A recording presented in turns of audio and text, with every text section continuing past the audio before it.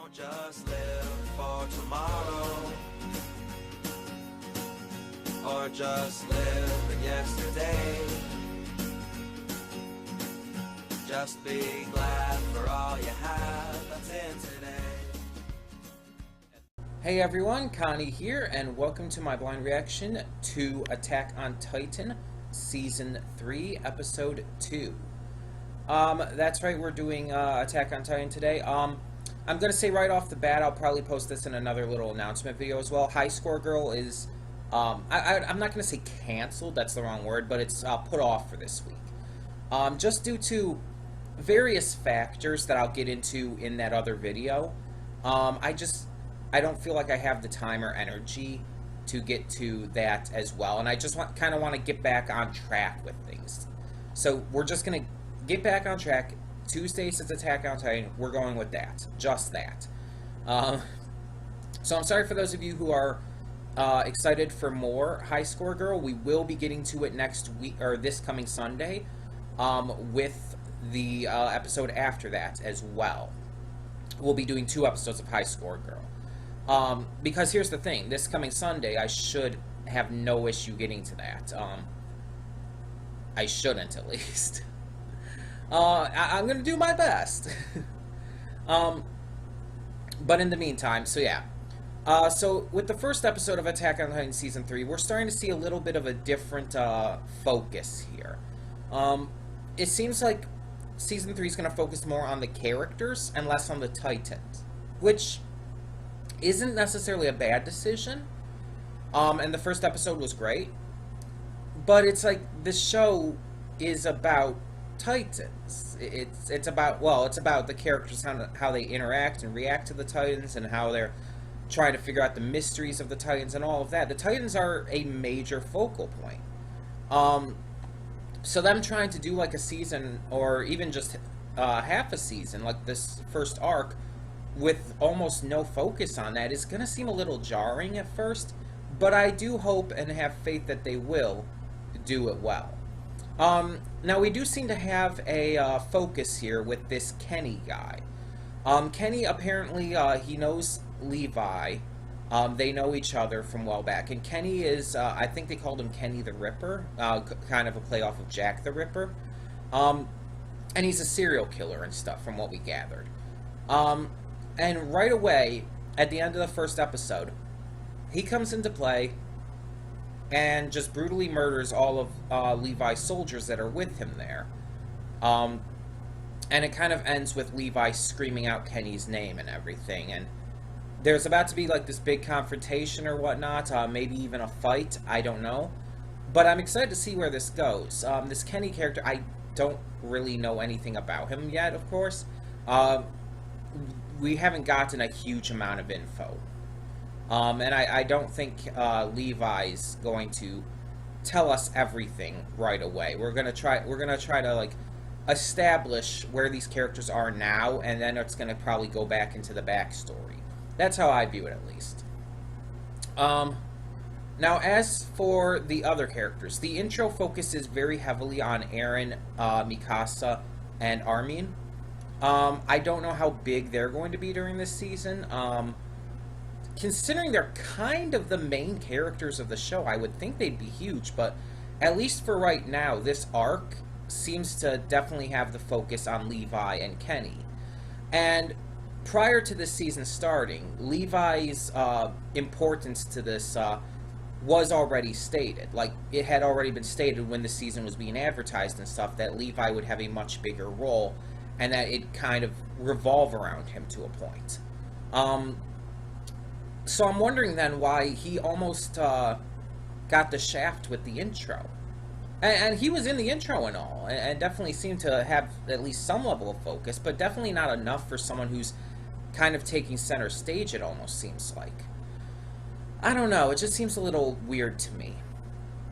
Now, also, going back to the entire Titan thing, we just came off of these arcs that had a huge, heavy focus on Titans. We had the Beast Titan introduced, we had other Titan shifters with Ymir, as well as, oh, what the hell are their names? I can't think of their names. The Armored Titan and the Colossal Titan. I know who they are as the Titans. I just can't think of their name. Oh, Bertolt is the Colossal Titan, and Reiner is the Armored Titan. Yeah, Reiner Braun, and I don't know Bertolt's last name, but Reiner and Bertolt.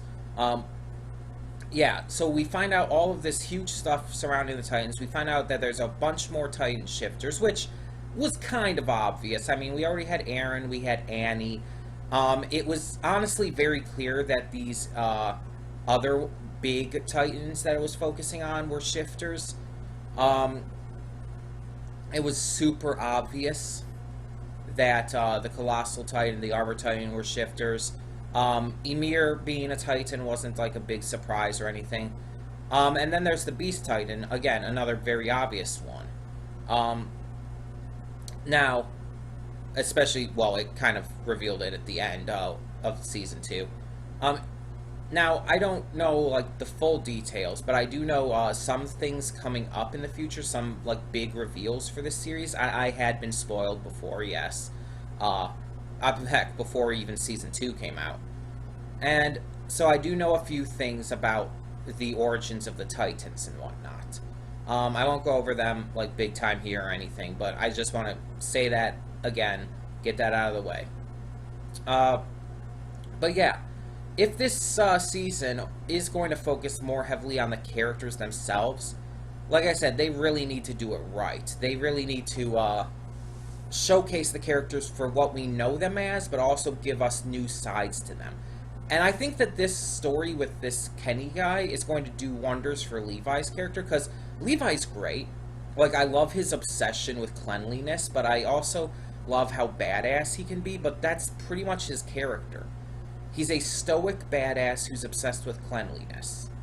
He needs more to him. He needs more depth, and I feel like this arc could definitely give it to him. He's definitely, like... It's funny because I've always kind of viewed him as, like, a less complete version of Mikasa. Mikasa is kind of a stoic badass as well. Except she has a lot more depth to her. She has character and development and growth, and you've seen what she was like as a kid, and you've seen where she's gotten to now, and you see how she acts and reacts. You see her loyalty, her bravery, all of this throughout the first 2 seasons. So Mikasa is this great developed character, but Levi hasn't had that. So I've kind of seen Levi as like the less impressive, less developed version of her. And it's funny because both of them are named, their last names are Ackerman. Levi Ackerman and Mikasa Ackerman. Now, I don't know if they're actually related or not. They might be, like, even if it's, like, really distantly. It's very possible, but they really haven't gone into anything surrounding that. They really haven't gone into much surrounding their families in great depth at all. Like, we've seen that Mikasa's family was murdered and all. Levi, I don't think we know anything about his family. I don't know. Either way, so yeah, I expect this episode will probably pick up from where he left off with Kenny and Levi's confrontation. And I'm excited to see what they do with it. I'm excited to see where this storyline goes, and I hope that Season 3 can be as good as Season 2 was. So in the meantime, let's get this started. So when the screen fades to black, pause this redirect and go to the description below. Follow the link to the reaction, and after you watch it, come back here to the redirect and resume play. Because after it fades to black and then fades back in, everything from that point forward will be my afterthoughts and will contain spoilers to the episodes. Well, episode, only one. Sorry for the yawning, by the way. That being said, thank you so much for tuning in, and I will see you at the reaction. Okay, and we are back, and we'll begin with spoilers in 3, 2, 1, now.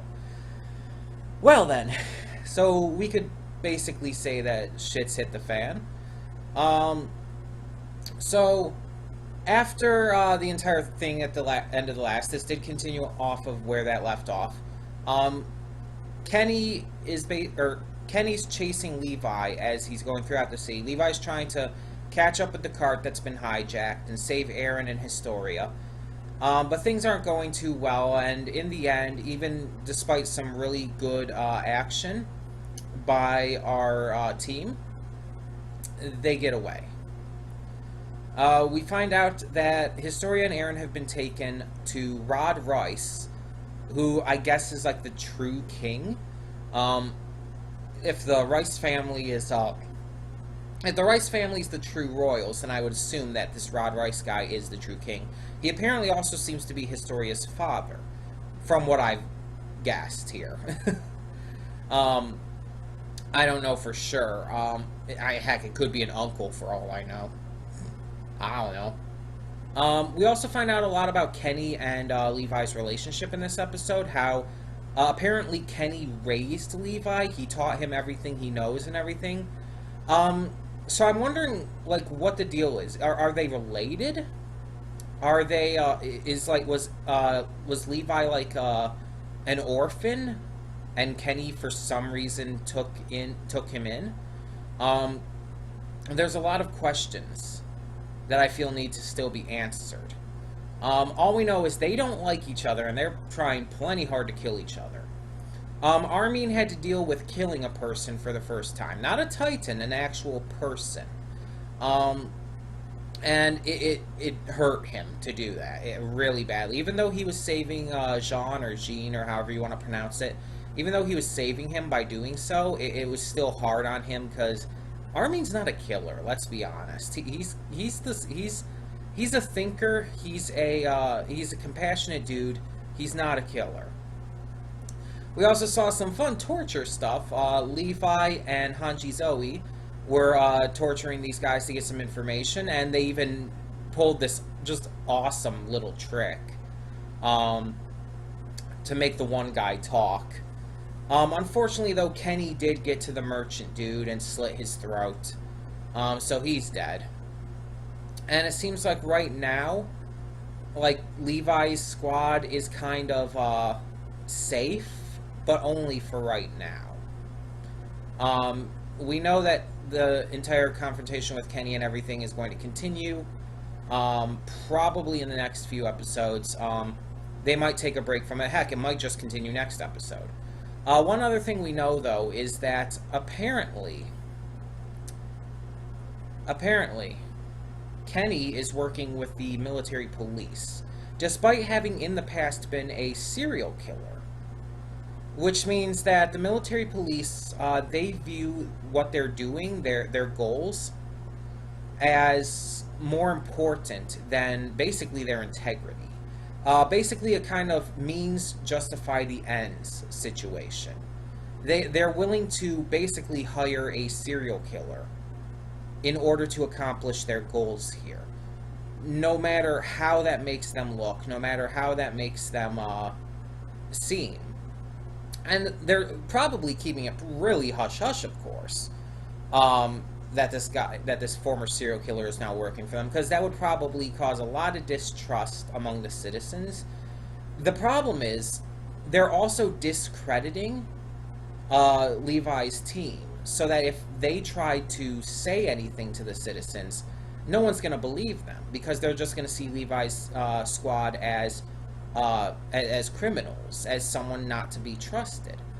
So it's a very smart move, but it's also very bad for their integrity, and honestly doesn't make them look too good. But then again, let's be honest, they're the government. The government in real life and in media, they always suck, let's be honest. So it's not too much of a huge surprise. But the idea that apparently the Rice family is the true royalty of the... Would you call it a country or a city or what? Either way. Apparently they're the true royalty. That brings the question, who are the people currently in charge then? The royals that are on the throne? Who are they, and how did they come to take the throne from the Rice family? And why wouldn't they kill the Rice family? And does that mean the military police are working for the Rice family and not the royals on the throne? Because they that's where they took Historia and Aaron to. They didn't take them to the on the throne royals. They took them to the Rice family, specifically Rod Rice. So I'm really curious as to the situation behind this. Maybe it's one of those situations where the Rice family are the true royals, but that the ones who are on the throne and all are kind of figureheads. It's sort of like the Rice family are like the secret royals, the secret ones in charge. Maybe, but I don't know. It's hard to say. But yeah, the shift is definitely changing for this season. We're not focusing on the Titans. We're focusing on basically the government of this city-state country thing. Still not entirely sure. We're focusing on all of the government, all of the corruption. We're focusing on Kenny and his soldiers. Now, there was also one more thing I want to mention. The woman who Armin shot, who was about to shoot Jean, she hesitated.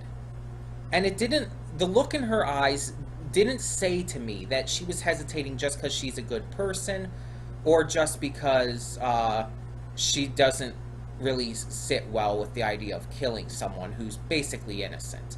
No, it came across to me more along the lines of she knew him. She knew him and she did not want to kill him. Now, I don't know if she was related to Jean or not, but it does raise a legitimate question here. Like, who is she? And Jean, or Jean, I'm going to just go back and forth because I'm not entirely sure on the official pronunciation. But he also seemed to be hiding something when talking about it afterwards. So I definitely feel he knows who she is, whether they're family or whether they grew up together or whatever. I definitely feel like he knows her. So I'm interested to see if we find out about that coming up. Either way, I did really enjoy this episode. I'm glad to be back with Attack on Titan Season 3. I didn't even mention that in my pre-thoughts. Yeah, we're back because I had temporarily dropped the show from the reaction schedule for a little. For like, a couple weeks? But we're back because Gumball didn't end up panning out, and hey, I want to react to this show. So, why not, right? So yeah, this was fun.